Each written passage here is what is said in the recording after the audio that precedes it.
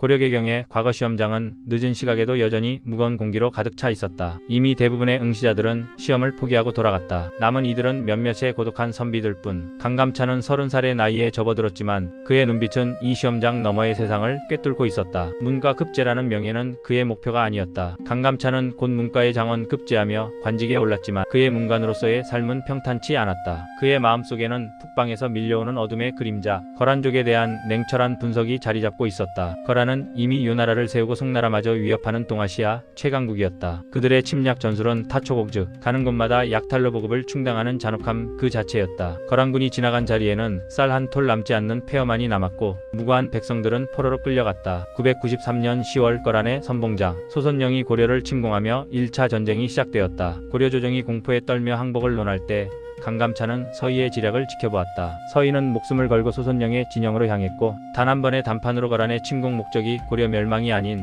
송나라와의 단교에 있음을 간파했다. 서희는 이 외교적 승리를 통해 오히려 압록강 동쪽의 강동 6주를 얻어내는 기적을 만들었다. 강감찬은 서희의 지략에 경의를 표했지만 외교적 승리만으로는 거란의 야욕을 잠재울 수 없음을 알았다. 거란은 반드시 돌아올 것이었다. 강감찬은 문관으로서 다가올 전쟁에 대한 완벽한 전략을 머릿속에 그리기 시작했다. 그는 이 모든 역경을 헤쳐나갈 강철 같은 무장의 등장을 기다리고 있었다. 서희의 외교 이후 10년 고려와 거란의 관계는 표면적인 평화 아래 날카로운 긴장감을 유지했다. 그러나 고려 내부의 정치적 혼란, 즉 현종의 즉위 직전 발생한 정변은 거란에게 절호의 기회를 제공했다. 거란 황제 성종은 신하가 왕을 해쳤다는 명분을 내세워 1010년 40만 대군을 이끌고 직접 고려를 침공했다. 거란군이 가장 먼저 포위한 곳은 흥화진이었다.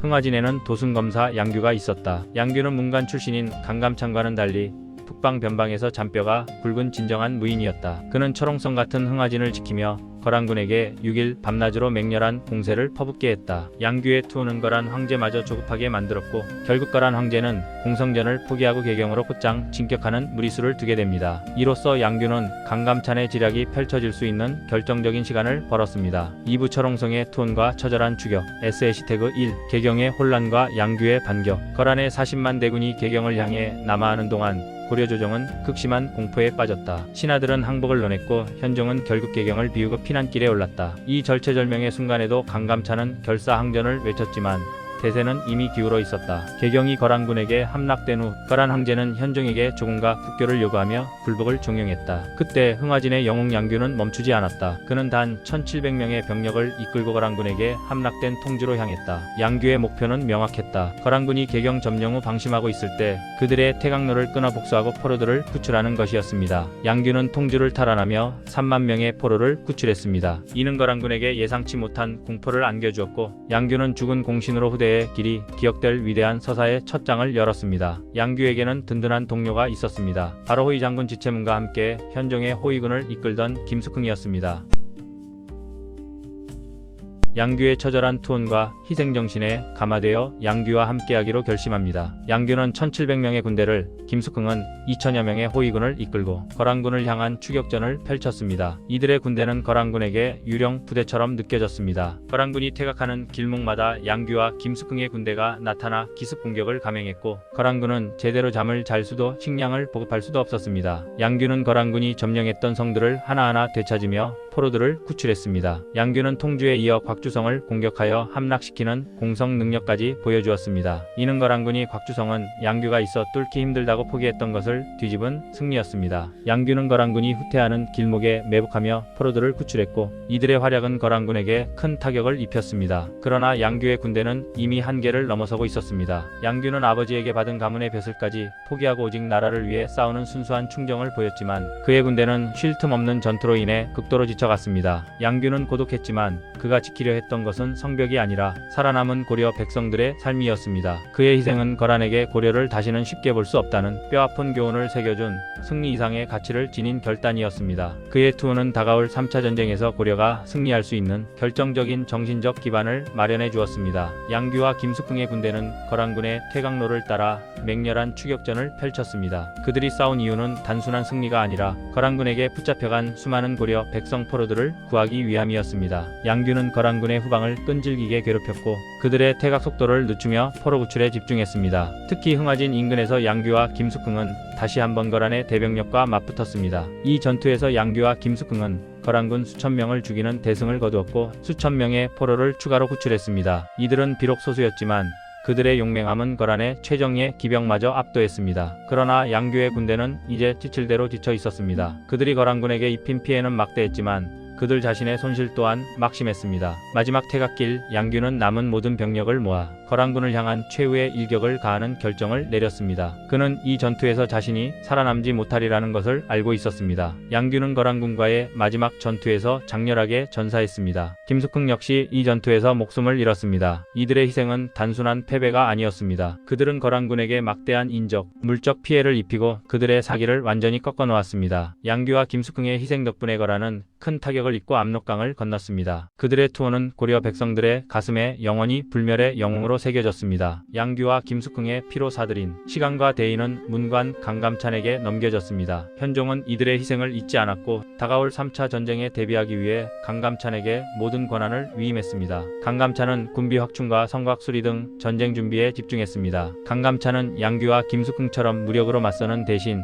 지략으로 거란을 상대할 전략을 짰습니다. 그는 흥화진 인근의 큰 강물을 이용하여 거란군을 맞이할 계획을 세웠습니다. 강물을 가두어 두었다가 거란군이 강을 건너는 순간 물을 터뜨려 큰 혼란을 야기하는 수공을 준비했습니다. 양규의 희생이 헛되지 않도록 강감찬은 자신의 지략으로 이 모든 것을 완성할 준비를 하고 있었습니다. 양규의 희생으로 2차 전쟁은 끝났지만 거란은 또다시 고려를 침공할 준비를 했습니다. 1018년 거란은 소배합을 앞세워 10만 대군을 이끌고 고려를 침공했습니다. 이것이 고려-거란 3차 전쟁이었습니다. 고려 조정은 이 절체절명의 순간 문과 관료였던 강감찬을 원수 즉 총사령관으로 임명했습니다. 문관 출신이 총사령관이 된 것은 고려 역사상 이례적인 일이었습니다. 그러나 현종은 강감찬의 지략과 결단력을 굳게 신뢰했습니다. 강감찬은 양규와 김숙흥의 희생이 헛되지 않도록 전쟁 준비에 모든 역량을 집중했습니다. 그는 거란군을 압록강 근처에서부터 지치게 만들 전략을 짰습니다. 강감찬은 흥화진 근처의 강물을 이용하여 거란군을 맞이할 계획을 세웠습니다. 그는 강물을 가두어 두었다가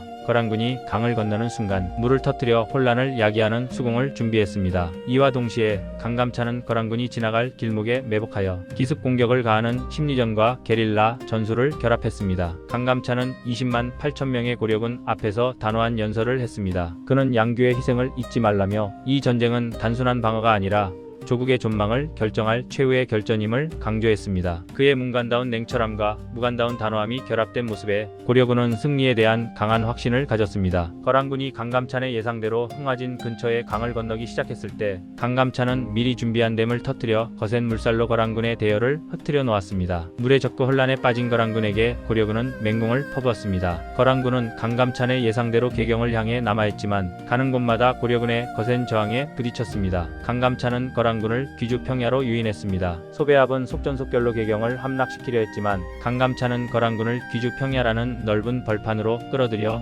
최후의 결전을 준비했습니다. 1019년 귀주 평야에서 고려와 거란의 운명을 건 최후의 전투가 벌어졌습니다. 강감찬은 20만 8천 명의 고려군을 지휘하며 거란군을 완벽하게 포위했습니다. 이미 지칠 대로 지치고 사기가 바닥난 소배합의 거란군은 강감찬의 완벽한 포위망을 뚫지 못했습니다. 고려군은 장기전을 통해 힘을 비축했고 거란군은 싸울 의지조차 잃어버렸습니다. 강감찬의 공격 명령이 떨어지자 고려군은 거란군을 향해 일제히 돌격했습니다. 이 전투에서 거란군은 전멸에 가까운 대패를 겪었고 소배합만이 겨우 목숨을 건져 도망쳤습니다. 이 전투가 바로 귀주대첩입니다. 귀주대첩의 승리는 단순히 강감찬 한 명의 공로가 아니었습니다. 그것은 2차 전쟁에서 장렬하게 희생한 양규와 김숙흥의 피와 투혼이 있었기에 가능한 승리였습니다. 양규의 희생으로 거란에게 큰 타격을 입혔고 강감찬은 그 기회를 놓치지 않고 거란군을 섬멸했습니다. 고려 역사에서 양규와 김숙흥은 죽은 공신으로 후대에 길이 기억되었습니다. 고려가 후삼국을 통일할 때 공을 세운 3,000명의 개국 공신들 중에서도 죽은 후에도 공신으로 인정받은 사람은 양규와 김숙흥 2명뿐이었습니다. 이는 이들의 희생이 얼마나 숭고하고 위대한 가치를 지녔는지 증명하는 것입니다. 강감찬은 이 승리로 고려를 거란의 침략에서 완전히 지켜냈습니다. 문관 출신이었지만